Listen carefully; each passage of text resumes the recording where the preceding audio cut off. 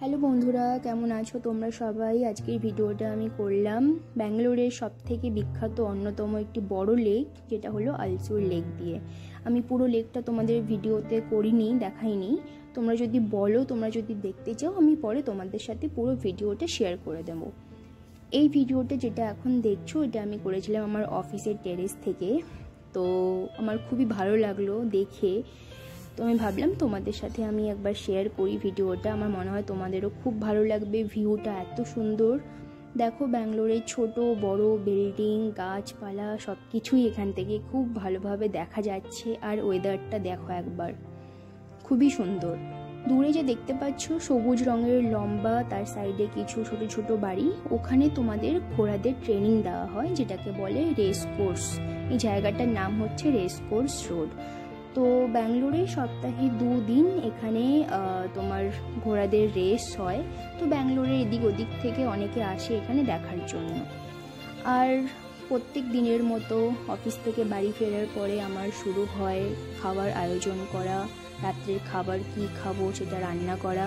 তো আজকে আমি ভাবলাম কিছু তাড়াতাড়ি রেসিপি আমি বানিয়ে ফেলি, যেটা খুব তাড়াতাড়ি হয়ে যাবে। তো আমি ভাবলাম বেগুন ভাজা আর ডাল।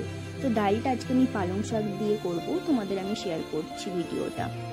তো বেগুনটাকে আমি গোল করে কেটে আমি 15-20 মিনিটের জন্য বেগুনটাকে জলে ভিজিয়ে রেখেছিলাম।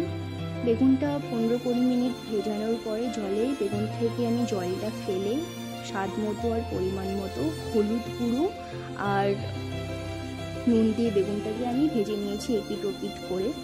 সেই একই তেলে আমি ডালের ফোড়নটা দিয়েছি। দেখো এখানে আমি ফোড়নে দিয়েছি গোটা জিরে, কালো জিরে, 4 পিস গোটা শুকনো লঙ্কা। তোমরা স্বাদ মতো পরিমাণ মতো এখানে তোমরা লঙ্কা অ্যাড করতে পারো। আর সঙ্গে আমি দিয়েছিলাম কুচি করে রাখা রসুন। আমি রসুন নিয়েছিলাম 4 পিস, তোমরা কম বা বেশি এখানে অ্যাড করতে পারো। রসুনটা হালকা ভাজা হয়ে যাওয়ার পরে, রসুনের কাঁচা গন্ধটা চলে যাওয়ার পরে আমি এখানে ধুয়ে কেটে কুচি কুচি কেটে আমি পালং শাকটা রেখেছিলাম, সেটা আমি এখানে অ্যাড করে দিলাম।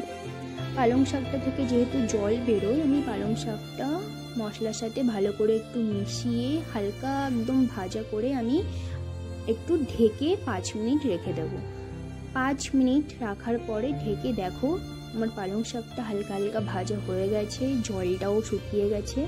তো এবারে আমি এই পালং শাকে কিছুটা পরিমাণ স্বাদ মতো হলুদ গুঁড়ো আর আমি নুন অ্যাড করে নেব। তোমাদের ইচ্ছে হলে তোমরা তোমাদের স্বাদ মতো নুন আর হলুদ দিয়ে দিতে পারো। আমি হলুদটা একবারে এখানেই অ্যাড করে নিলাম, যেহেতু আমি পরে আর নুন আর হলুদ কিছুই দেব না। তোমরা পরে যদি চাও তোমরা নুনটা পরে দিতে পারো স্বাদ মতো। হালকা ভাজা ভাজা হয়ে যাওয়ার পরে, হলুদের কাঁচা গন্ধটা বেরিয়ে যাওয়ার পরে আমি এখানে ডালটা ঢেলে নিলাম। সেদ্ধ করা ডাল, এটা আমি মসুর ডাল নিয়েছি, তোমরা মুগ ডালের সাথেও করতে পারো। মসুর ডালের সাথে আমি ভালো করে ঢেলে নিয়ে শাক আর মসুর ডাল ভালো করে মিশিয়ে আমি তার ভিতরে একটু জল ঢেলে নিলাম। এবার এটাকে আমি, তোমরা পরিমাণ মতো তোমাদের কতটা লাগবে সেরকম হিসেবে জল নিয়ে নিতে পারো। এটাকে আমি 10 থেকে 15 মিনিট এটাকে আমি ডালটাকে একটু ফুটিয়ে নেব, যাতে আমার ডালটা আর একটু গাঢ় হয়। খুব বেশি গাঢ় আমি করব না, একদম সেমি আমি করব, মানে খুব গাঢ়ও হবে না আবার খুব পাতলাও থাকবে না। তো তোমাদের যদি ভালো লাগে তোমরা আমাকে জানিও আর আমাকে কমেন্ট